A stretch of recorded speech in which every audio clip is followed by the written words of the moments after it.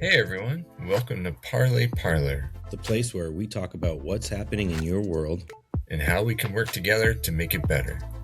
This space is for the people, all of us. And with your constructive feedback, we're building a platform that doesn't just talk about problems, but actually digs for real solutions. Solutions that benefit everyone, and not just a handful of billionaires and their soulless corporations. So yeah, we want to build something great together. Let's get into it.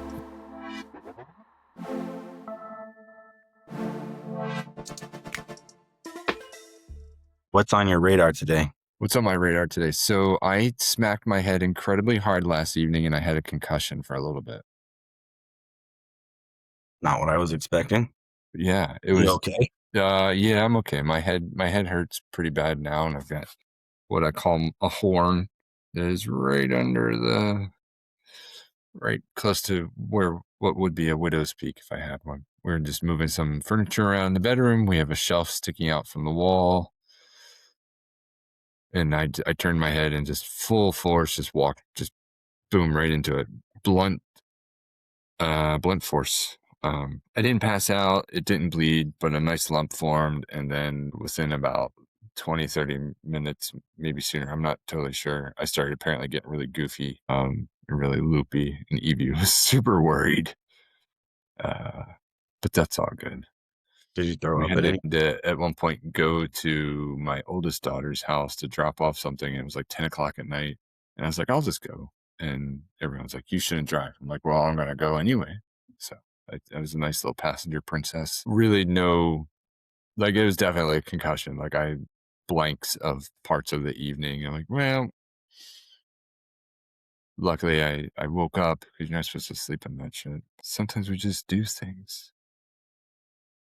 Just heard recently that is not true, which goes against everything that I know. Yeah. And like stuff we've been taught in for the entirety of our lives. Yeah. But I was reading a thing that said that that's not necessarily the case. Yeah, probably not. I mean, brain swelling and all that. You don't want that to happen, but not that I'm saying if you get a concussion, go take a nap. Yeah.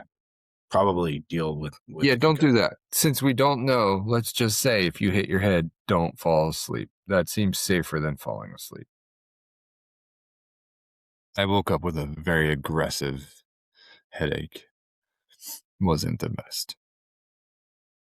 But we endure. I woke up with a little sinus headache this morning. It's probably like nothing compared to yours. That's all right. Everything's relative, right? But anyway, anything that you've seen on the news that stuck out? I happened to catch what I thought was a joke, but it turns out it's real. A letter from the president of the United States of America threatening tariffs because somebody wouldn't give him a Nobel Peace Prize. I'm not sure. Yeah, I know the one you're talking about. He sent it to, I think it was the president of Norway. Yeah, the people who distribute the Nobel Peace Prize, right? Yeah. Yeah, so he said something like, since I didn't get the Nobel Peace Prize, I guess maybe I won't stick to only peaceful methods. Yeah. Or some shit.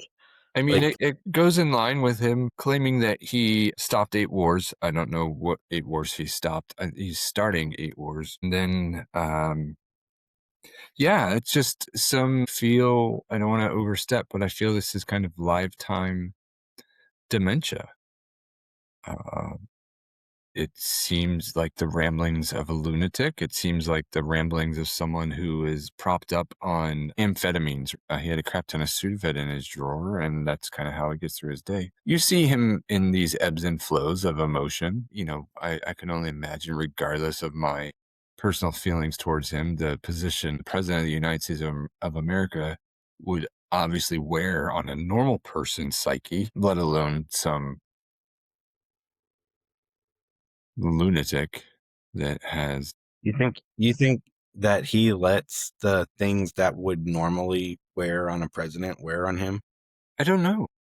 I don't know that he lets it. Like, what I mean is, I don't know that he has the moral capacity to let some of those things even, like, I don't think he cares. I think he's just like, he's so just in it for himself. Mm-hmm. I think being in that seat has gone to his head in the way that like being a TV star, never was gonna fulfill. Well, I said it the other day. I feel like at this point we're about 6 months away from Apprentice, the Oval Office. Like he's just ready to go. You're fired. Yeah, you're fired. Like you're trying to fire, a cabinet member, on television, and this is the live show, and it's his entire life is some weird reality TV episode, and we're all caught in it. I think that he definitely is unraveling, and that's pretty obvious. Mm-hmm. But I also think that we have to be careful not to try and pin so much on that or just on him in general. Yeah. I think that this thing with Greenland and obviously the thing with Venezuela and the thing with Iran, that's been a long time coming. These have been long standing goals of the right in this country. Mm-hmm. A lot of the stuff happening today, the over militarization of police here, ICE, raging the streets and picking up innocent people. None of this is new. And it's all happened before. Like when the FBI first started, the CIA does it. All of this stuff has happened before. And especially during like the civil rights movement and stuff, none of it's new. These are things that are inbuilt into the system. And so I just think it's important. I think it takes a madman to implement some of them and someone with no heart and perhaps a very fading mind. But I just think it's dangerous to put so much, to always be like, oh, it's Trump this, Trump that. I just always am trying to remind people like Trump's just another puppet. He's the forward He might be guy. pulling some strings, but there are definitely people pulling his strings. And in his case in particular, there are definitely people pulling his strings. There are people that are allowing for him to be the face of it, the scapegoat of it, and everything in between. Whether these policies are his in, personally or not. They're a lot of them are pretty terrible. This idea of pushing for what they call America first and all of that. Going to Greenland. Well, aren't the America First people the ones that are like the most pissed off with him in his base? I One's don't like, know. Wasn't that one of the big splits between him and Marjorie Taylor Greene? Was Marjorie Taylor Greene was like, I thought we were going to be America First. What happened? Well, she's a pile of shit too. No, absolutely. I'm not. Her last day in Congress. She broke ranks, and I'll give her credit for that at least. A week or so ago, and she said on her last day she was going to stand on the floor and read the names of all of the abusers and accusers, or not the people accusing, but the ones that were being accused, and that didn't happen. That just quietly passed. That's fine. She's full of shit too. She, had an interview where the interviewer was calling her out and asking her to basically atone for the things that she did and said, and all Marjorie Taylor Greene could do was just spin it right around and just say, well, how about you, whatever interviewer, you did this as well. And, zero accountability, total finger pointing, absolute madness. I don't know if she's going to pretend to run on a ticket against him, or she's out, or if she knows enough to like leave the country. That's becoming an issue too, is people trying to get out because they feel that we are so quickly heading towards, 1930s Germany, if not already there. The similarities between what's happening now and what was happening then, the Nomi, like literally using a Nazi propaganda slogan on her microphone stand. It's pretty wild to see. I met someone this morning walking the dogs who just moved in down the street, who's going through kind of a similar situation as I am. He had to put his mom into a full-time nursing care facility. She was showing some really advanced signs of dementia and all that. I hadn't seen him before. He grew up in the neighborhood in the 90s though. So we were just talking, and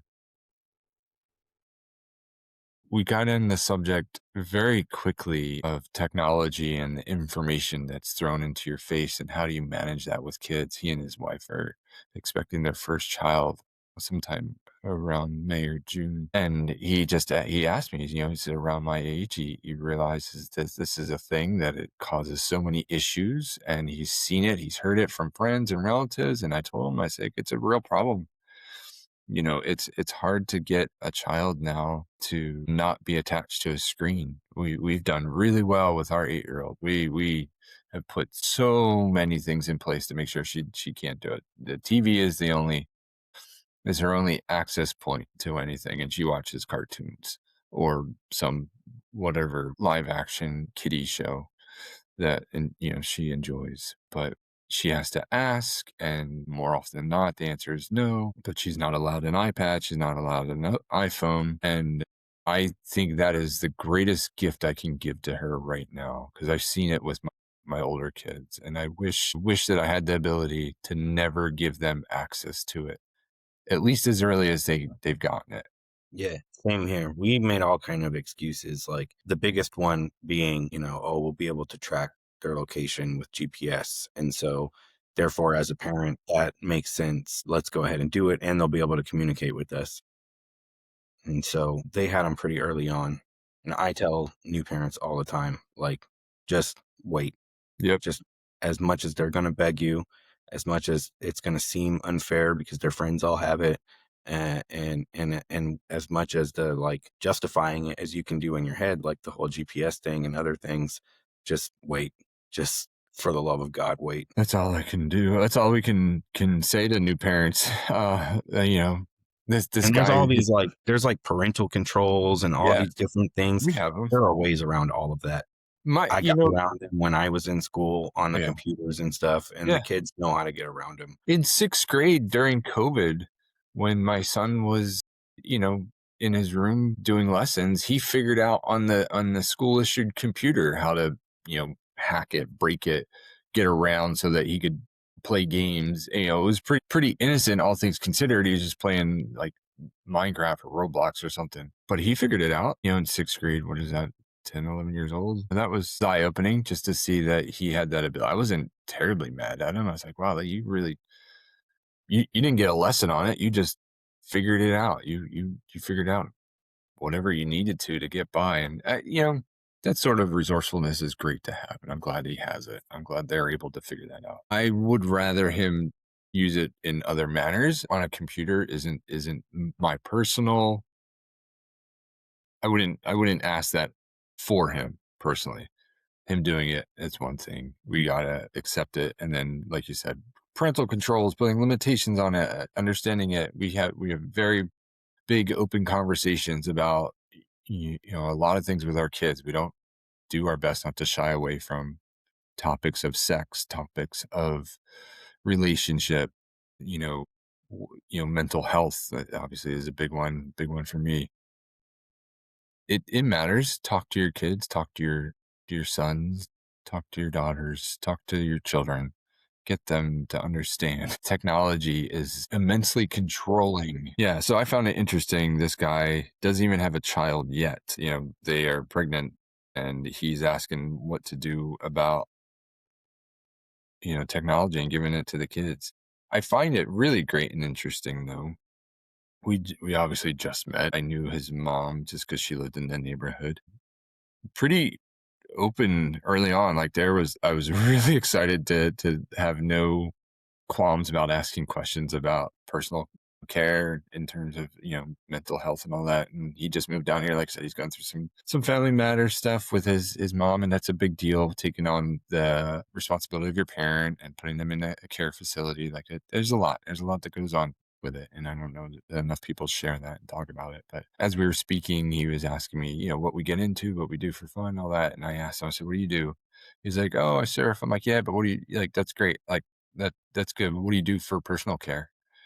And he's like, well, I'm pretty spiritual. I pray. And that was about it. We didn't need to go past that. I don't know in what manner he prays or what he's spiritual, but it felt clean and calm enough that he wasn't pushing anything on me. I wasn't pushing anything on him. Maybe as we get to know each other, find out a little bit more about that, what he does, to take care of himself. And I'd be more than willing to share what I do. But I think I mentioned before, just having that ability and not ability, but having that mindset to just be really kind of open with individuals when you meet them, dropping your guard. You don't need to, if you're meeting them with good intention, chances are they'll meet you with good intention. Now, there's always the outliers. There's caveats to that. There's people that, for whatever reason, intend to do harm. You need to understand what those people. You need to understand how those people operate and mannerisms and maybe even voice speech patterns they use to kind of keep yourself safe from. But it's important, and I keep saying it, especially where we're going with this attachment to technology, where we believe that we are part of someone else's community because we text with them all the time and that's all we do. I mean, there's that, sure, but that human connection and understanding what each other and everyone else is going through. Pain is relative. What I experience is not what you experience, and what you experience is not what I experience. And it's really easy to throw that comparison. Like you said, you have a sinus headache. I mean, that's pretty, it could be very humbling. It could floor you. I don't get those. I'm very fortunate. I've never really had a sinus headache. I've had my own share of headaches though. But it's important to recognize those differences and appreciate that of each other. So that, that was definitely a bit of a good, it felt like a good bit of humanity this morning. I'll take that with my coffee. Some humanity with your coffee. Yeah. And all the while, like I have this like raging headache at the front of my head where you can't see it on here, but under my patch of hair right here is a nice little horn. I think I remember I keep saying that last night too. I was like, I have a horn. My kids are laughing at me. I'm like, "Yeah, I guess it's funny." Headaches are the worst. Yeah, they're pretty terrible. Where are we at with understanding? I don't know, let's get into that. Into Schedule 3, cannabis going to a Schedule 3. I have very mixed feelings about it. I don't like the fact that it puts it under the purview of the FDA. It's going to basically crush. It's not going to kill the industry, but it's going to crush the mom and pops that can't afford to get FDA approval for their different products and stuff. And all the big corporations are going to come in and pay those fees like it's nothing Yeah. and grease the wheels for approval like it's nothing. I don't know. It's odd to me too that if it happens under this administration, he's still like, oh, the states, leave it to the states on like every other issue. And this left it to the states. And this was his issue too. Like at least the farm bill was his thing on his first term. That opened up a lot of cannabis market in areas where there was none before. Yeah, I don't know. If they reschedule it, it's going to completely wipe out that second and that hemp market that has been built up now. There's good and bad in that. I don't know, man. It just needs to be descheduled. That's my opinion on it. It really should be a descheduled thing, and you should be allowed to grow it and you should be allowed to use it. It should be controlled. There are ways to legalize it completely and also control access to it with like sales enforcements, like different policies around selling it and buying it. You can control access to who gets it in that way without having it be a scheduled substance.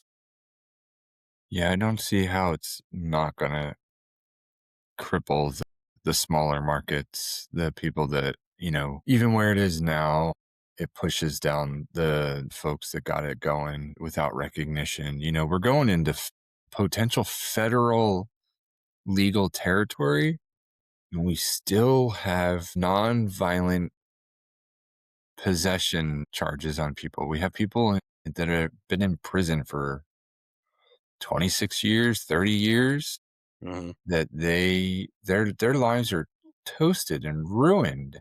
Meanwhile, folks on the outside are living Cashing their in. best life, cashing in real hard, really on the backs of the people who set it up, who got it, made it accessible to the point that it is. There's definitely really good players. There's good actors. As much as there are bad actors, there are good actors. And some of them view it as, let's get it as legitimate and as legal as possible, and thereby creating and allowing for people that are serving time, allowing them the freedom, giving them the freedom, like letting them out. But prisons If are, they are do. prisons are for profit. They're taking a plant and they're turning it for profit, with the amount of compounds in one strain of flower. All of those, we talked about this before, all of those open up to being patented. So it goes into a patent war and goes into companies and corporations. And like you said, have the money to just drop in and say, well, we filed for 500 different patents. I haven't looked, but I wouldn't be surprised if those are already up, to purchase or to be registered. I hope not. And the biggest thing that was keeping that all from happening was it being you couldn't patent something that was natural. So I don't know, because what does that mean? Like, what does that open the door to if we allow patents to go on cannabis strains? Like, what kind of other It turns it into the pharmaceutical industry. items and things can Yeah. be then patented, and then monopolized? And then also on the flip side of that is if they allow patented cannabis products, then what are those products going to be?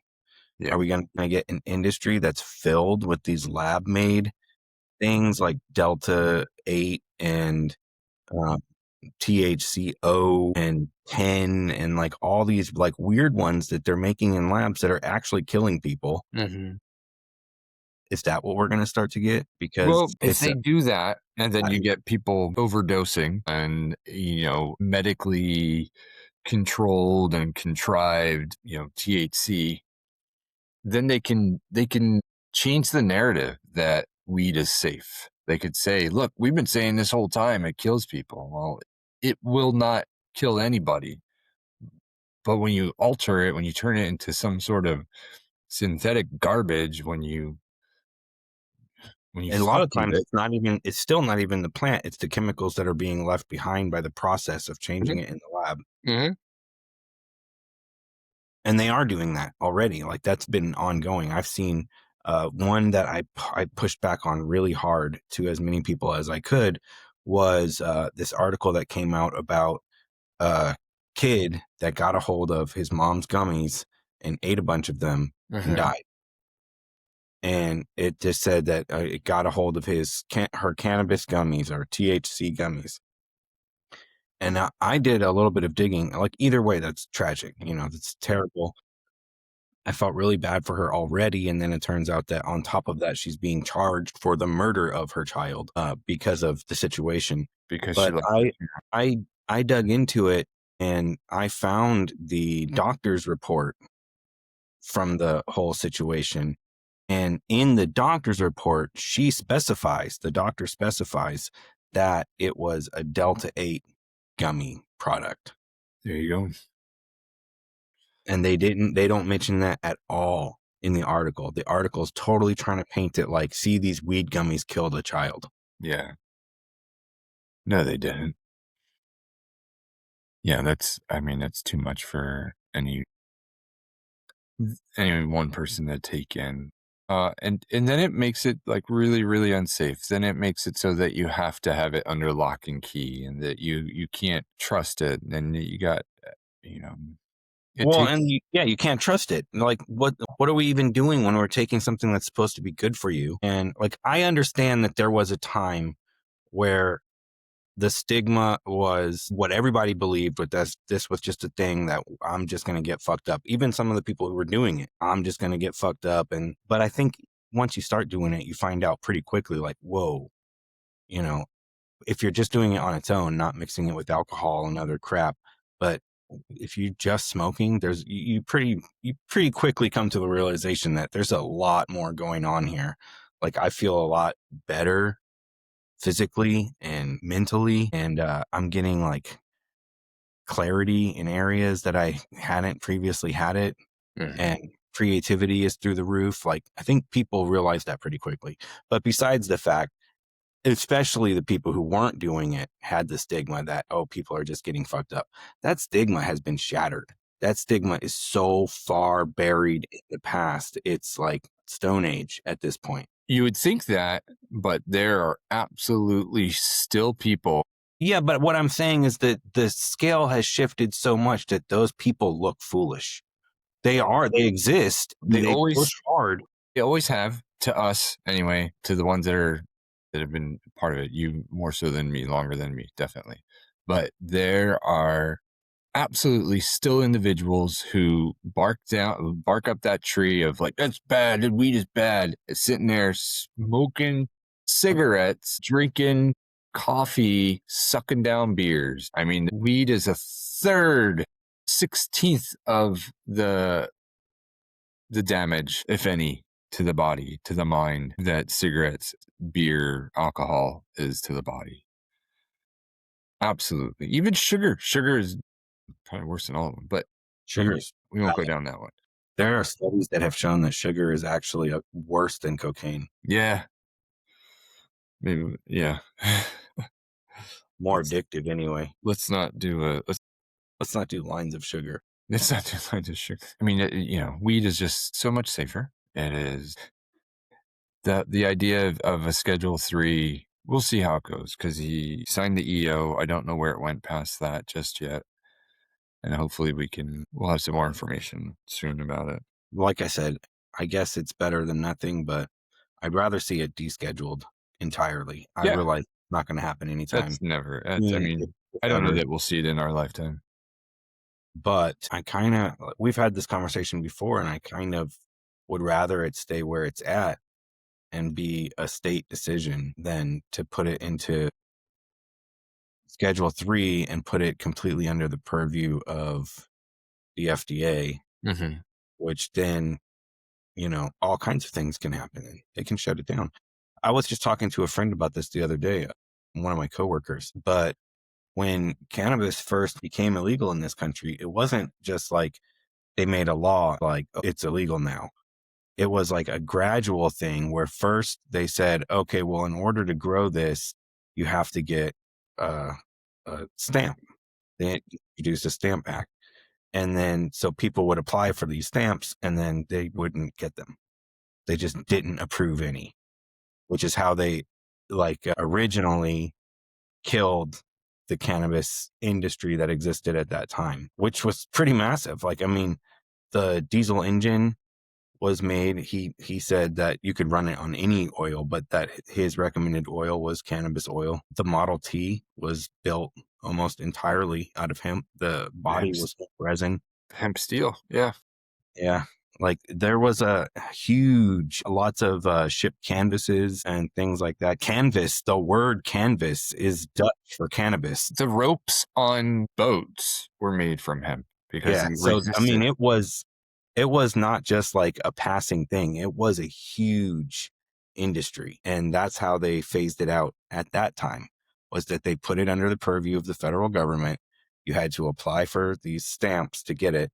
And then they just didn't approve any of those stamps. I think what we're going to see this time around, if it goes to Schedule 3 and it goes under the FDA, we're going to see something similar, except this time it's not going to be that they're not going to approve any of the licenses, but they're only going to approve it for, the crony buddies and the billionaire corporate companies. And they're not going to approve it for, mom and pops and people like you and I, or like you said, the people who at real risk to themselves are the ones that built this whole industry in the first place, that now the billionaires are just swooping in and being like, ooh, look how much money this is making.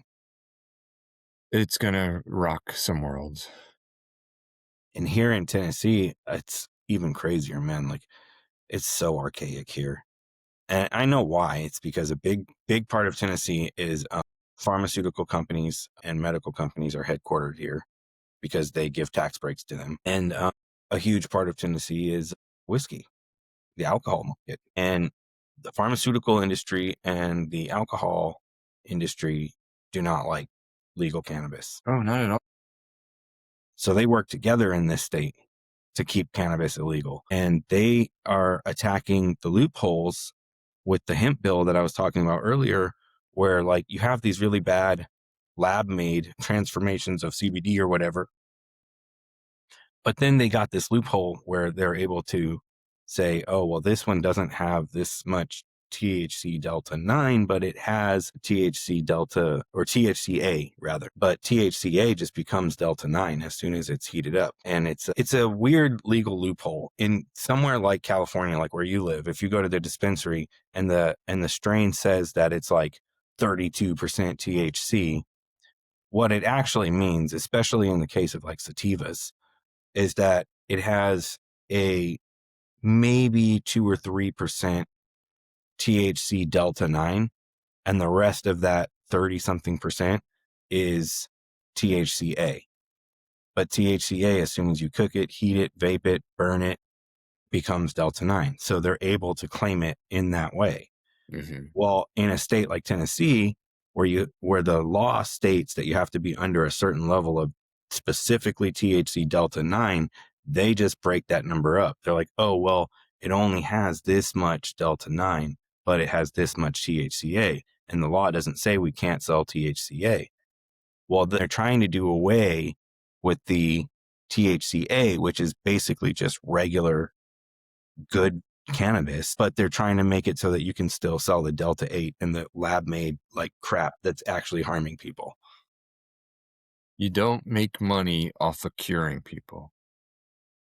And not only that, but they're trying to give control of that market to the alcohol commission. Yeah. Yep. They're the biggest ones. They want it. They know, well, they took, what was it? A 51 to 53% in alcohol consumption has dropped, or it has dropped that number. In the states where it's legalized or whatever. It lowers traffic violations. It's a problem. You gotta love how they're like, oh, people are drinking way less. That's a bad thing. Yeah. I fucking hate capitalism. It's lowering incidents. It's lowering, motor vehicle collisions altogether. They're talking about crime rates dropping. Have we looked at the charts that show crime rates dropping to the increase of medical or the increase of cannabis use alongside the decrease of alcohol use? I bet those charts match up pretty well. You know how many people smoke a joint and go, I want to go murder somebody? Like zero. That's the whole picture they tried to paint though, with like Reefer Madness. Absolutely. Yeah. It's like, that never happens. We get high and watch that now because it's so fucking abstract. Like, it's crazy. It's insane to think that. And, I love how they tried to push for a long time. Actually, I've seen a resurgence of it recently where they try to push the like psychosis. What's the specific disorder? Cannabis. Schizophrenia. Is it schizophrenia? They were trying to say that cannabis use can cause schizophrenia.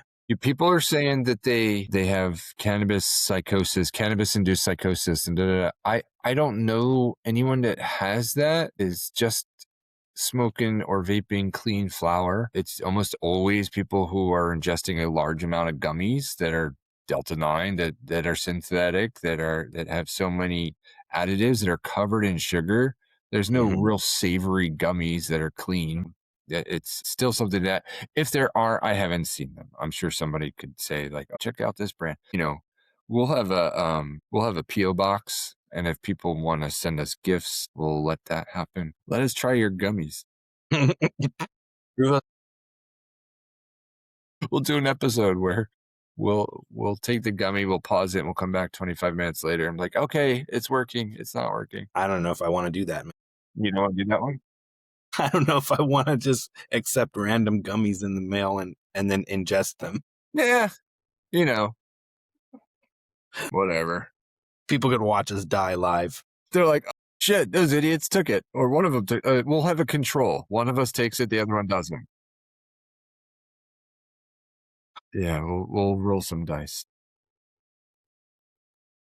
So this one's getting a little long for the recording. We're at 42 minutes. I'm sure there's still some to be cut out, but just the same, I wanted everyone to know today is the 20th of January in 2026. We're only 20 days in, and we have, as a country, the United States of America, we have bombed Venezuela, and we are threatening NATO and trying to take Greenland.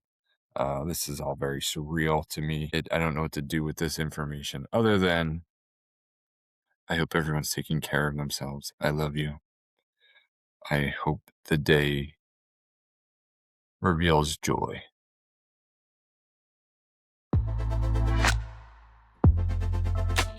All right, that's going to wrap it up for today. Thank you all so much for listening. If you'd like to help build this channel and community, please consider liking, subscribing, and sharing.